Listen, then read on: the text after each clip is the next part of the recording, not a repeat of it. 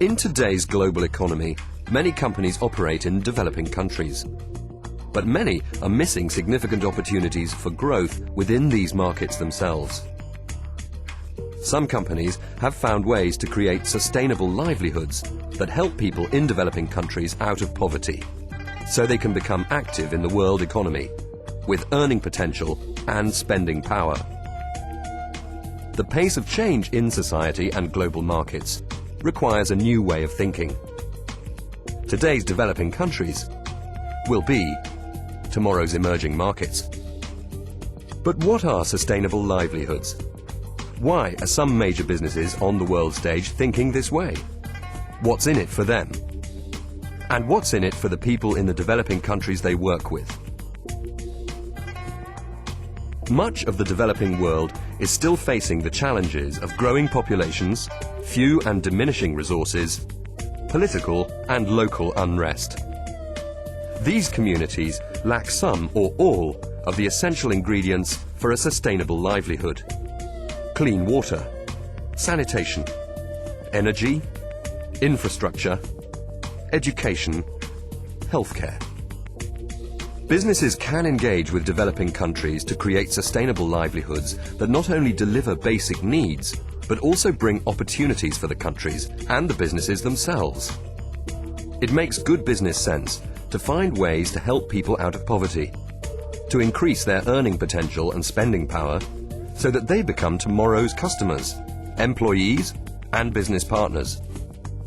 Creating sustainable livelihoods requires strategic thinking about how a business engages with a developing country. The vision must be shared throughout the company, from strategic to operational levels, and externally by governments and communities. And people must be given a license for innovation. In Mozambique, a project to build and operate an aluminium smelter has been run in a way that has created sustainable livelihoods for many local people. At BHP Billiton's Mozal plant, clear guidelines were set out. Maximize use of local labour, provide skills training, actively encourage use of local contractors, allocate a proportion of contracts to local SMEs, promote SME training.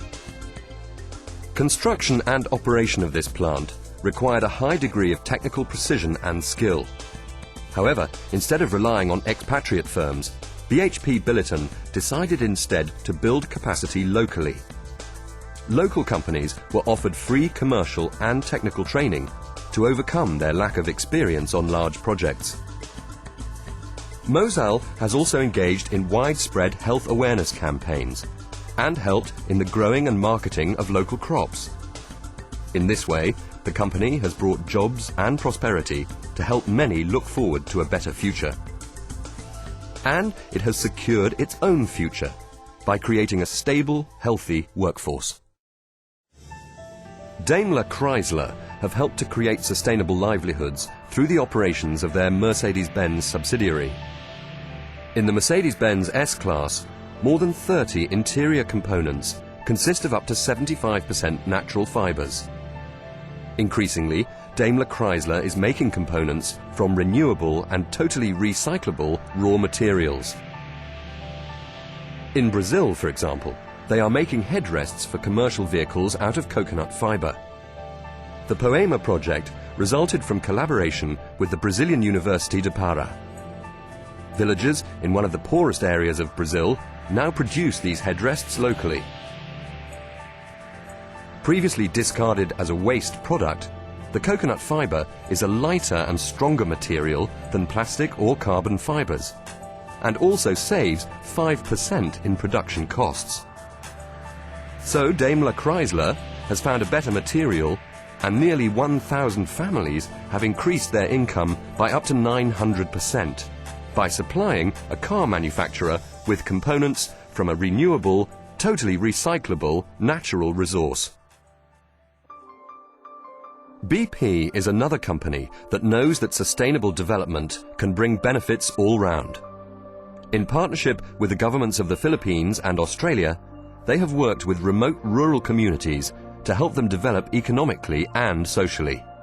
BP Solar has installed solar equipment that provides electricity for lighting, pumps for water, refrigeration for vaccines, and television.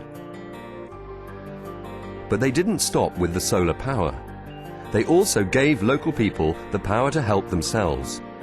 Through helping them develop enterprises and organize ways of raising money to pay for the upkeep of the systems, 500,000 Filipinos are benefiting from sustainable livelihoods. And BP benefits from a new and previously undiscovered market.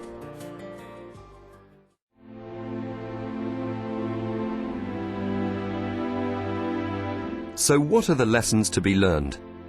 The World Business Council for Sustainable Development believes that we have only just begun to see businesses capturing this new opportunity.